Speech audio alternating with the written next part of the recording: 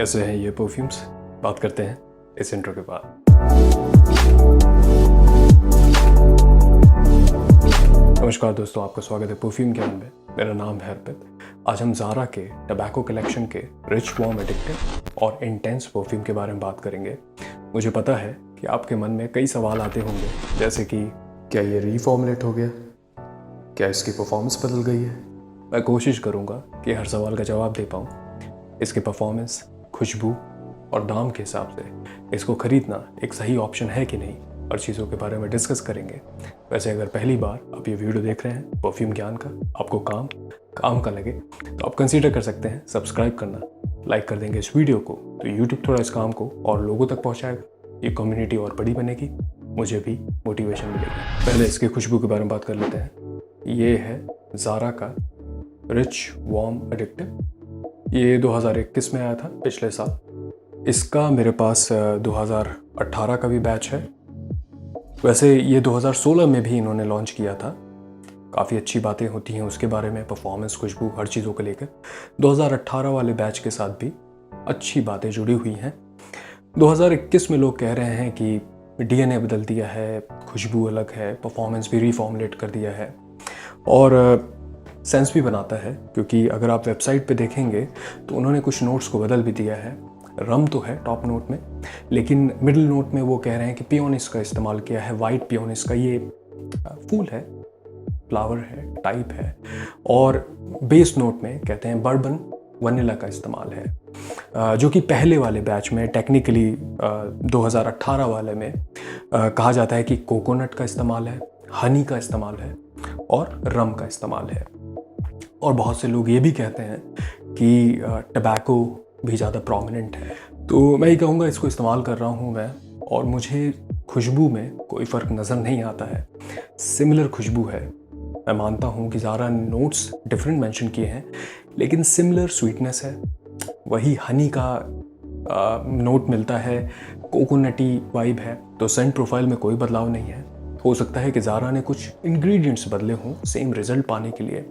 अब जल्दी से इसकी खुशबू अगर मुझे समझाना हो तो इसमें बूजीनेस है, अल्कोहल वाली बूजीनेस है।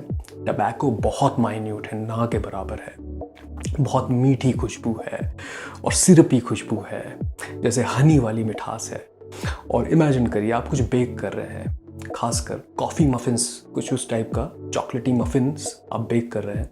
उसी दौरान आप कोई अल्कोहल सिप कर रहे हैं, काउंटर पे रम जैसा कुछ पड़ा है, तो वो जो बूजीनेस है वो एक बेक मिठास के साथ वैसी खुशबू मिलेगी, हल्का कॉफ़ी जैसी चॉकलेटी खुशबू।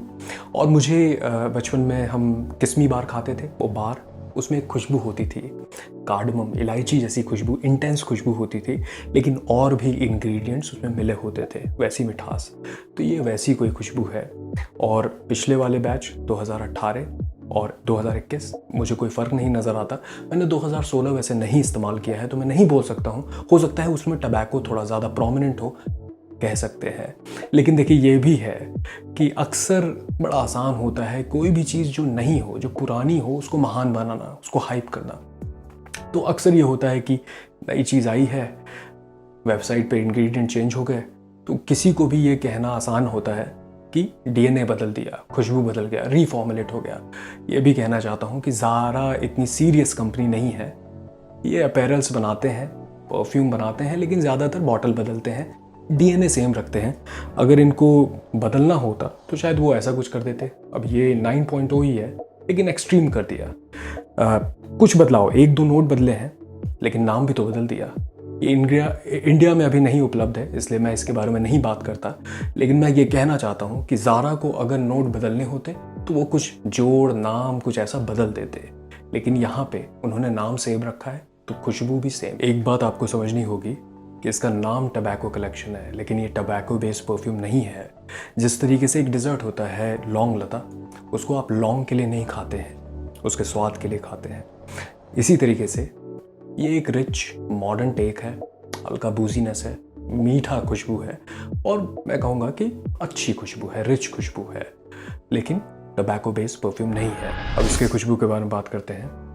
ये टबैको कलेक्शन का ही इंटेंस है, जिस पे ये डार्क और एक्सक्लूसिव भी लिखते हैं। अच्छी खुशबू है। इसमें जो सबसे प्रोमिनेंट नोट्स मुझे मिलते हैं वो एप्पल का नोट मिलता है, सेब का।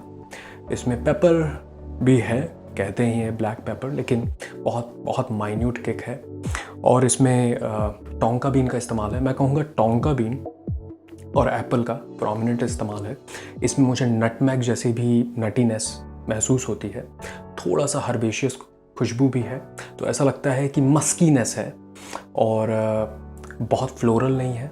ओवरऑल मैं कहूँगा इसमें एप्पल का इस्तेमाल जो है वो थोड़ा थोड़ा ऐसा लगता है जैसे अज़ारो के वांटेड में इस्तेमाल जैसे होता है, और या फिर ह्यूगो बॉस के ऑदे परफ्यूम में है ये बॉटल में। इसमें भी इन दोनों में एप्पल का इस्तेमाल है। इसमें हल्का सा पेपर का इस्तेमाल है, काली मिर्च का इस्तेमाल है, बहुत हल्का, लेकिन ये दोनों ही शार्प है काफ़ी। मैं कहूँगा कि इसमें जो है सिट्रसीनेस, थोड़ा एप्पल का जो ग्रीन एप्पल की खुशबू आती है वो थोड़ा प्रोमिनेंट है। इसमें जो टोंका बीन का इस्तेमाल है मैं कहूँगा कि थोड़ा थोड़ा इसकी तरह है। मैंडरिना डक का ये जो एक्सट्रीम ब्लैक आता है बहुत खूबसूरत तरीके से, इसमें वैसे और भी नोट्स का इस्तेमाल है, लेकिन मुझे ऐसा लगता है कि इंटेंस में थोड़ा थोड़ा टोंका बीन का टेक वैसा है, या फिर ये जो उस तरह का इंसिग्निया आता है इसमें भी टोंका बीन का इस्तेमाल है, इसमें नटमैग का भी इस्तेमाल है, लेकिन थोड़ा सिंथेटिक है। तो ओवरऑल मैं कहूँगा कि सिंथेटिक ही नोट्स हैं, एरोमा केमिकल का इस्तेमाल किया गया है, लेकिन मैं कहूँगा कि बैलेंस्ड है, आपको चीप नहीं लगेगा, सस्ता नहीं लगेगा। तो मुझे एक स्पाइसी फ्रेश परफ्यूम लगता है, सिट्रसी फ्रेश नहीं है, फ्रेश है, और स्वीटनेस है, लेकिन सिरपी मिठास नहीं है, ऐसा बहुत इंटेंस गाढ़ी मिठास नहीं है। टोंका बीन की इसमें एक हल्का ग्रीन एलिमेंट भी है, लेकिन टोंका बीन की भी खुशबू में बहुत स्केल काफ़ी बड़ा है, जिसमें हर्बेशियस ग्रीन भी हो सकता है और नटीनेस भी हो सकता है। तो इसमें ये बीच में है, हल्का हर्बेशियस ग्रीन एलिमेंट है, लेकिन ओवरऑल एक फ्रेश स्पाइसी, क्योंकि इसमें कह रहे हैं ब्लैक पेपर का इस्तेमाल है, मॉडर्न खुशबू है। मुझे पर्सनली एक अंडररेटेड परफ्यूम लगता है। जितनी ज़्यादा बात रिच वार्म एडिक्टिव की होती है उतनी ज़्यादा बात इसकी होती नहीं है। देखिए, एक इनवाइटिंग सी कोजी सी खुशबू है, बहुत वार्म नहीं है, बहुत ज़्यादा स्वीट भी नहीं है, कॉटन कैंडी टाइप खुशबू है। ऑल वेदर के लिए अच्छा है, इंडोर्स के लिए अच्छा है, डेट के लिए मुझे लगता है अच्छा है, और टीन्स के लिए अगर 20+ हैं तो मुझे लगता है एक अच्छा ऑप्शन बन सकता है। इस्तेमाल के बारे में बात करें तो मुझे दोनों ही काफ़ी यूनिसेक्स खुशबू लगती हैं, थोड़ा लीन करते हैं मैस्कुलिन की तरफ, तो मैं कहूँगा कि 60% मैस्कुलिन है, लेकिन इसको कोई भी कैरी कर सकता है। अगर आप फीमेल हैं, 20+ हैं, तो मुझे लगता है कि रिच वार्म एडिक्टिव और इंटेंस भी बहुत अच्छे ऑप्शन बन सकते हैं। अगर मैच्योरिटी की बात करूं तो मैं कहूँगा कि रिच वार्म एडिक्टिव थोड़ा सा मैच्योर खुशबू है और इंटेंस और यूथफुल है। थोड़ा ऐसा लगता है कि अगर कॉलेज या स्कूल में भी हैं तो आप इसको कैरी कर सकते हैं। मुझे इंटेंस ऑल वेदर खुशबू लगती है, तो आप इसको 12 महीने इस्तेमाल कर सकते हैं, हाई हीट में नहीं, बहुत गर्मी में नहीं, क्योंकि स्टिल इसमें देखिए फ्रेश है, लेकिन सिट्रसी फ्रेश नहीं है, एयरीनेस नहीं, हल्का नहीं है, स्टिल स्वीटनेस है। तो और ऊपर से पेपर का भी इस्तेमाल है, हल्का स्पाइसीनेस भी है। तो इवनिंग टाइम में गर्मी के एसी इन्वायरमेंट में और इवन ठंडी के मौसम में भी इंडोर्स के लिए अच्छा है, डेट के लिए अच्छा हो सकता है। लेकिन रिच वार्म एडिक्टिव जो है वो ठंडी के मौसम के लिए, उसमें स्वीटनेस है और गाढ़ी स्वीटनेस है, हल्का चॉकलेटीपन भी है, हल्का बेकिंग जैसी खुशबू है, और बहुत माइन्यूट टबैको का भी हिंट है। तो मैं कहूँगा कि जो रिच वार्म एडिक्टिव है वो ठंडे मौसम के लिए और इंटेंस ऑल वेदर के लिए। परफॉर्मेंस के बारे में बात करें तो मुझे दोनों ही डिसेंट परफॉर्मर लगते हैं। बहुत लॉन्ग लास्टिंग नहीं है, बीस्ट मोड नहीं है, 5 से 6 घंटे, लगभग 6.5 घंटे तक स्किन पे पुश करते हैं। कपड़े पे स्प्रे करेंगे तो 10 से 15 घंटे रहते हैं, और इंटेंस थोड़ा मुझे लगता है कि कम प्रोजेक्ट करता है, लगभग 2 से 2.5 घंटे। रिच वार्म एडिक्टिव है वो लगभग मैं कहूँगा कि 2.5 से 3, 3.5 घंटे तक पुश करता है। लेकिन एक चीज़ कहना चाहता हूँ कि जिस तरीके से शाहरुख खान की एक्टिंग के लिए एक अच्छी स्क्रिप्ट लगती है, उसी तरीके से रिच वार्म एडिक्टिव के लिए ठंडा मौसम लगता है। मैं ऐसा क्यों कह रहा हूँ, क्योंकि इसी दिसंबर में क्रिसमस के टाइम में मैं लगभग 2-3 दिन घर पे नहीं था, वीकेंड पे, लॉन्ग वीकेंड के दौरान। तो मैं हीटिंग बंद करके घर का चला गया था, सोचा कि हीटिंग बंद कर दूंगा, पैसे बचेंगे। लौट के आया जब तो घर काफ़ी ठंडा हो गया था, -5 लगभग टेम्परेचर था बाहर का, तो घर ठंडा था। रात को आया था तो मैंने हुडी पहन लिया, लोअर पहन लिया, सब कुछ। उसके बाद मैंने रिच वार्म एडिक्टिव मेरे पास था, मैंने 4 से 5 स्प्रे कर लिए थे। तो मैं आपसे कहना चाहता हूँ कि क्योंकि ठंडक थी तो लगभग 3 से 4 घंटे, 4.5 घंटे तक मुझे ऐसा लग रहा है कि वो खुशबू का जो बबल है वो बना हुआ है। अच्छा सा महसूस, कोजी सा महसूस कर रहा था। और जो खुशबू, जैसे हमने बात की, तो एक बड़ी प्लीजिंग सी खुशबू है।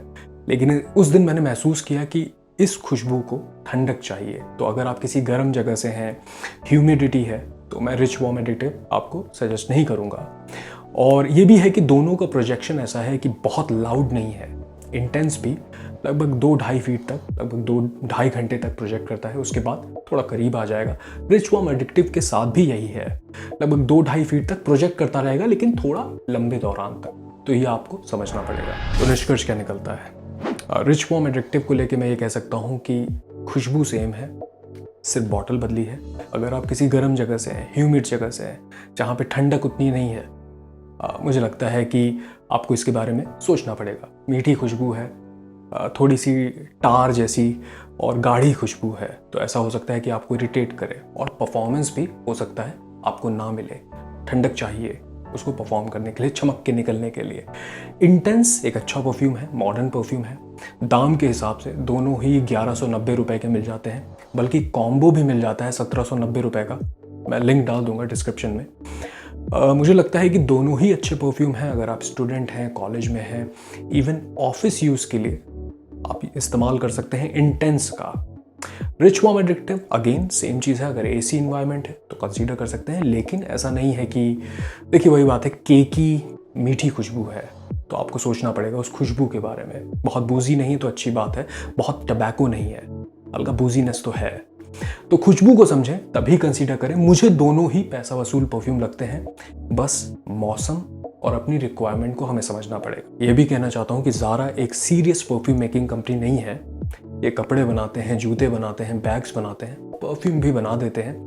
ये वैसी ही बात है, कोई यूट्यूब वीडियो देख करके अगर खाना पकाए उसे शेफ़ नहीं कहेंगे। हाँ, कभी कभार ये कुछ अच्छा बनाते हैं। और रिच वार्म एडिक्टिव जो है ये वैसा ही एग्जाम्पल है, वन ऑफ एग्जाम्पल है, जहाँ पे कुछ मुझे पर्सनली किसी का क्लोन नहीं लगता। महंगी खुशबू लगती है, अच्छी बनावट है, लेकिन तादाद में ऐसा नहीं होता कि ज़ारा बहुत अच्छे परफ्यूम बना रहे हैं। मोस्टली ऐसा होता है कि आप कुछ शॉपिंग करने गए हैं या फिर वेबसाइट पे हैं तो आप कभी ट्राई करने के लिए खरीद सकते हैं। लेकिन हाँ, रिच वार्म एडिक्टिव और इवन इंटेंस या फिर 9.0 ये सब इनके थोड़े अच्छे प्रोडक्ट हैं, तो इनको कंसीडर किया जा सकता है। आशा करता हूँ आज का वीडियो आपके काम आए। मुझे कमेंट में बताइएगा आपका सबसे पसंदीदा ज़ारा का परफ्यूम कौन सा है, और अगर आपने रिच वार्म एडिक्टिव या इंटेंस इस्तेमाल किया है तो आपको कैसा लगता है। चलिए, मैं मिलूंगा आपसे अगले वीडियो में। तब तक आप अपना ख्याल रखिए। नमस्कार।